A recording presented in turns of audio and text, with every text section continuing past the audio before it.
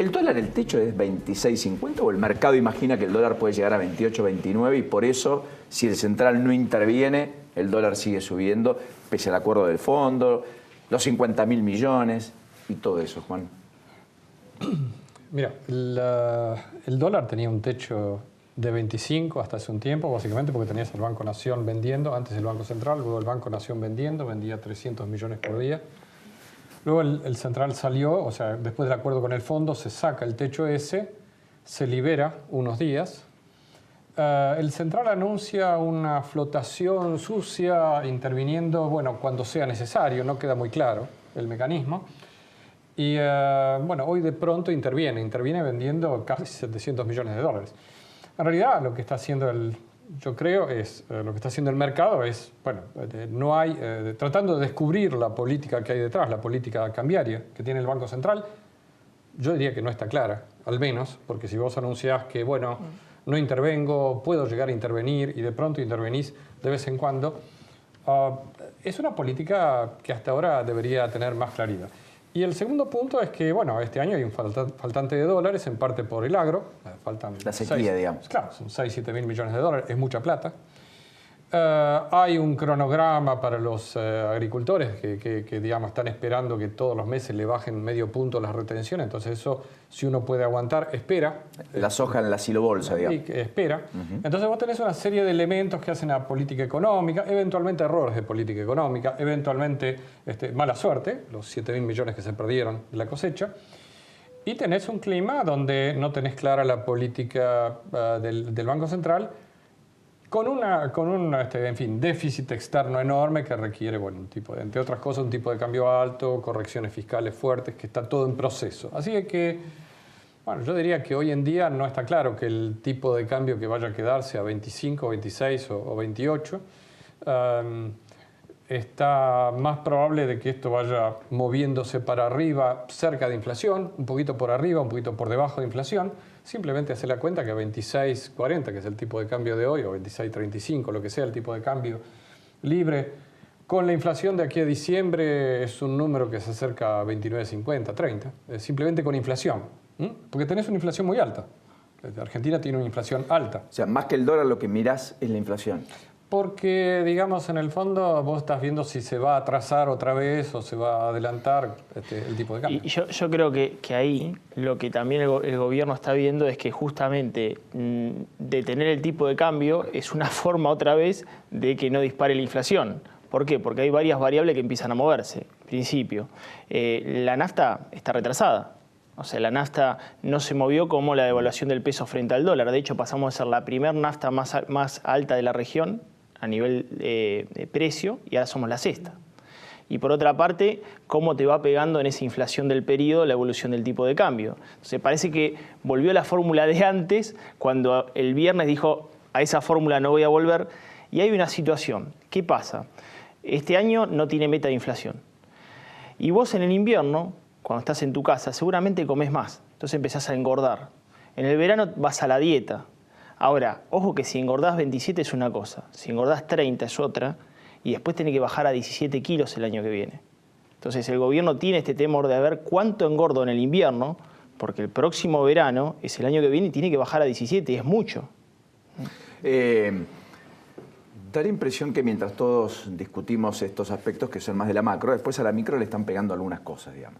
Porque el gobierno, todo lo bueno que pudo mostrar, no lo pudo capitalizar. Venta récord de autos. Venta récord de motos.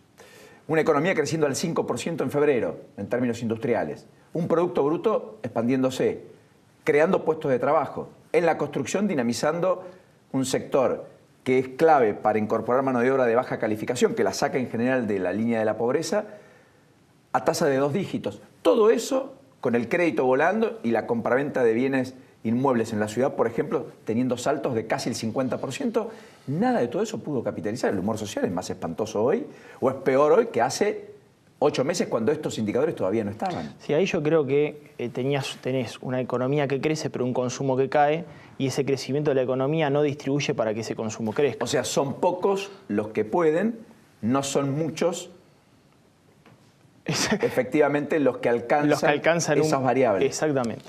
Sí, bueno, lo que hay además es que, digamos, este es un proceso que tiene, digamos, uno mira hacia adelante, no solamente mira lo que está hacia atrás, sino hacia adelante. Yo creo que hoy cuando la CGT hace su planteo, debe tener la bola de cristal, porque está hablando de caída de empleo, todo ese tipo de cosas. Bueno, los datos que hay hasta ahora, hasta abril inclusive, hay datos hasta abril, muestran que el empleo, por ejemplo, sigue creciendo, pero desacelerándose, claramente. La economía se está desacelerando. Si miran la economía, en los próximos días el Banco Central va a dar los números del primer trimestre. Estamos mirando el pasado, ¿no es cierto? El primer trimestre. Ahí la economía creció 3,5. Fue un buen número. El número de febrero fue más alto, pero el promedio del primer trimestre 3,5. Digamos, los números fueron buenos en el sector financiero, etcétera. Pero estamos transitando una situación donde entramos en recesión. Eso no hay muchas dudas. Digamos, entramos en recesión en el tercer trimestre del año. Bueno, por eso, cuando el gobierno tuvo las buenas no capitalizó. No, claramente. Y ahora que vienen las malas hay que ver cómo se mueve, porque además entramos en clima electoral, porque anticipó los tiempos, porque habló de la reelección antes que cualquiera y porque ahora todos se animan. Sí, porque ven la posibilidad de... En un rato voy a mostrar algunos números que un poco grafican eso, digamos. Sí, ahí yo creo que el gobierno, incluso con el proceso de ajuste que se viene el año que viene, que es muy fuerte, podría llegar a tener un viento de cola si tiene una buena cosecha, porque claramente las bases interanuales son muy bajas. Entonces, de alguna manera, lo que se espera que sea una caída brutal, quizás no sea tanto si le rebota ese sector, que es muy importante. Está bien, es el sector primario de la economía, pero es que justamente es el que no le rindió los dólares que necesitaba este año, ¿no? Sí, ni más ni menos. Y el que sacó a la Argentina en buena medida, con muchos dólares, 2003, 2004, 2005, adelante, digamos. Claro. Ahora, yendo a la micro, ¿qué es esperable para los próximos 30 o 60 días? Yo diría que uno tiene probablemente 3 meses o 6 meses, ya no son 30 o 60 días, de una actividad muy floja. Básicamente para tener la inversión que cae, porque bueno, con esta tasa de interés real es muy alta, uno va a tener un frenazo, tiene un frenazo en inversión porque el gobierno tiene que hacer una serie de ajustes, tiene que gastar menos en todo, pero en particular en bienes de capital, esto lo va a hacer el sector privado, en infraestructura. Entonces hay un enfriamiento.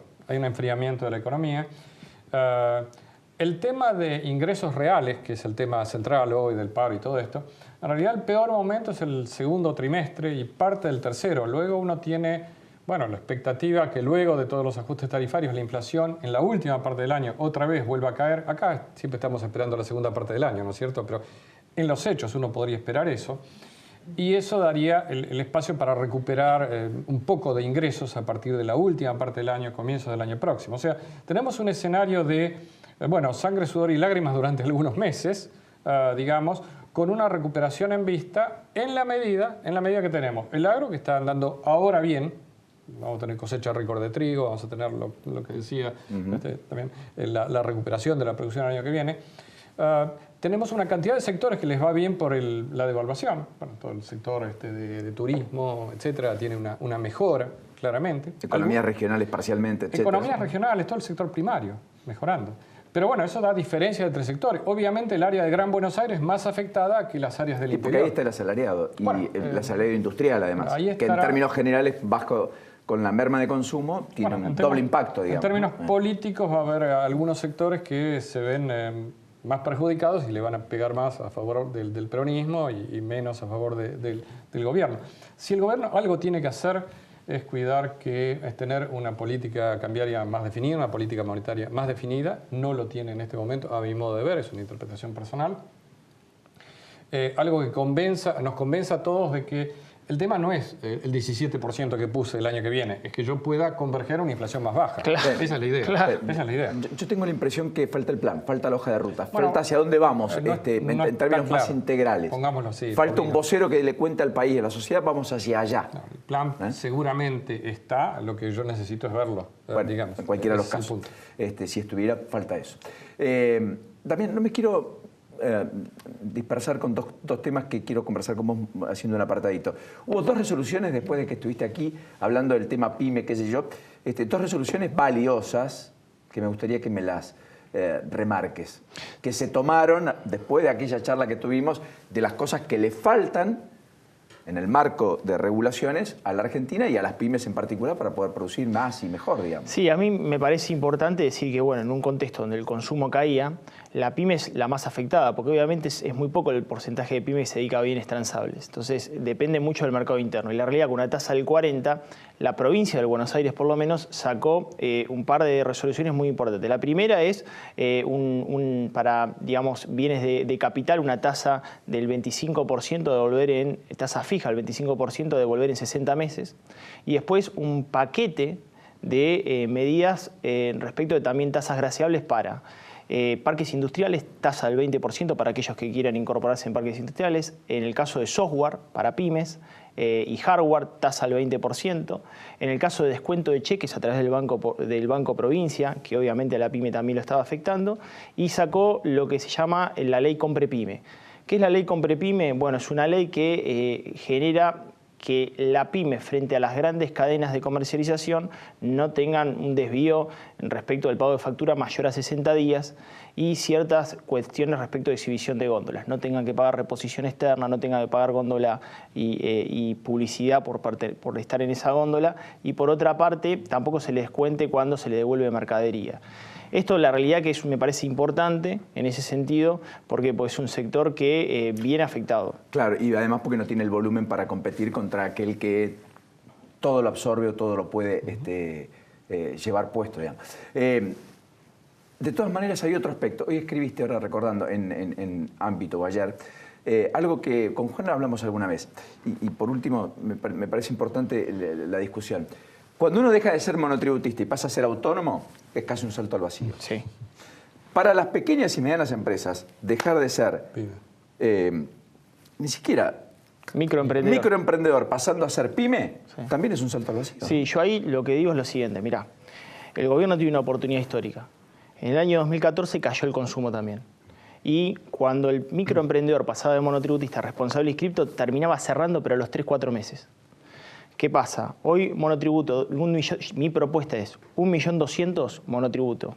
La SAS, que es la Sociedad Autónoma Simplificada, 48 horas, de 1.200.000 a 5 millones, que tenga ganancias del 20%, que pague un ingresos brutos diferencial y que en el caso de servicios que no pueden descontar el IVA tengan un IVA diferencial. ¿Qué pasa?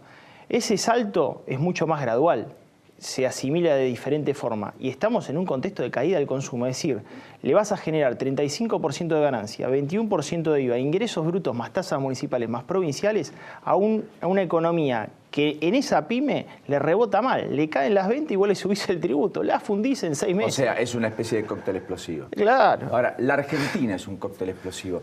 A todo esto, en el ajuste, y por último, la idea de bajar impuestos quedó en el olvido. La principal baja de impuestos va a venir por si baja la inflación algún día, en primer lugar. Eso, la contribución principal de todo este programa es que van a dejar de financiar al Tesoro, el Banco Central deja de financiar al Tesoro.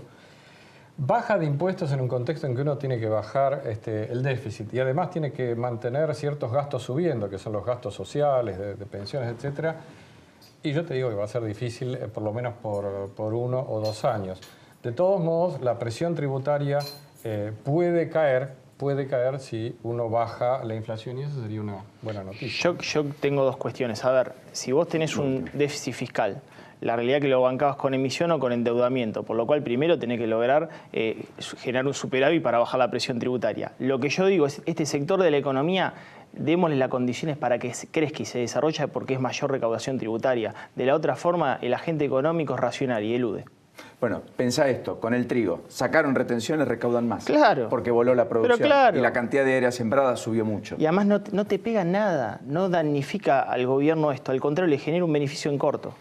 Gracias, Juan. Como siempre, placer tenerlos. Gracias, Paulino. Gracias.